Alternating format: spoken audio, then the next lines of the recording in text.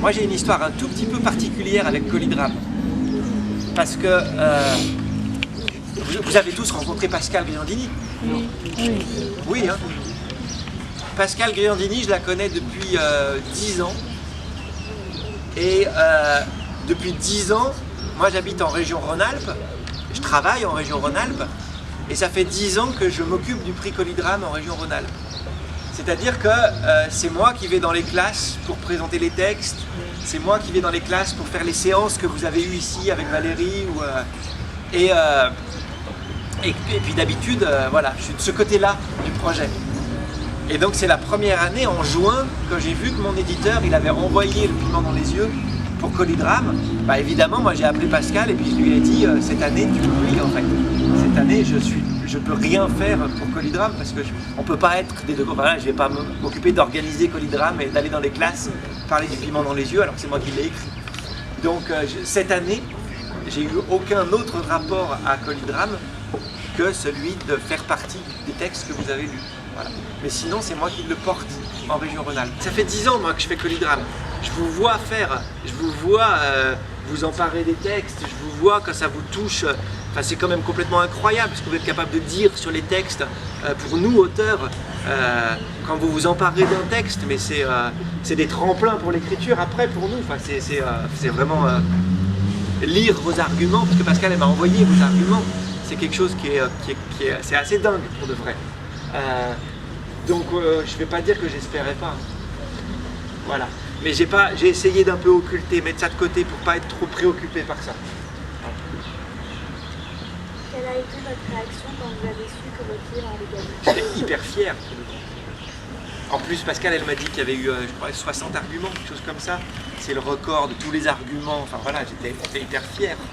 Voilà. Et je crois que vous en avez eu 60, vous, ici. Hein. Il me semble, et c'est ça. Voilà. Et puis elle commençait à me dire, Pascal, elle commençait à me dire, réserve ton emploi du temps.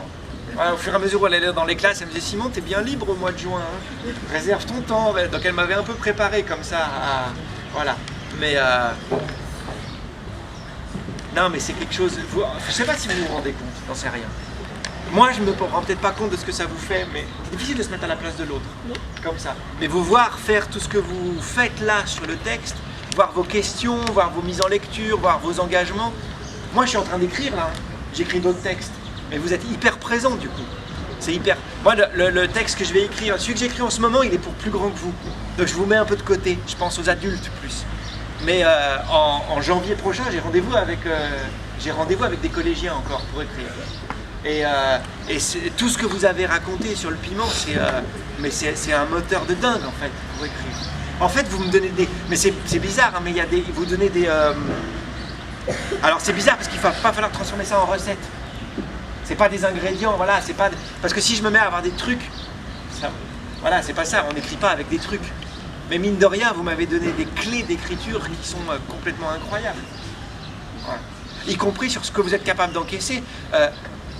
À chaque fois que je vois une présentation, vous ne jouez que les scènes les plus dures.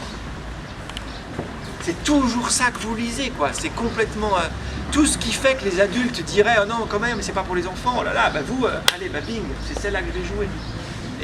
Et moi, ça pose vraiment des questions sur ça, sur de quoi on vous parle, comment est-ce qu'on vous transmet le monde, quoi. Parce que vous vous y coltinez, à chaque fois, c'est celle-ci que vous prenez. Je vais écrire parce que c'est un truc. En fait, de quoi on a besoin, nous, auteurs? On a besoin de temps. Pour avoir besoin de temps, il faut pouvoir dire aux gens qui nous payent pour faire autre chose qu'écrire. Non, je peux, pendant un mois, je peux dire non à tout le reste parce que je vais écrire. Ça, c'est un super prix, ça.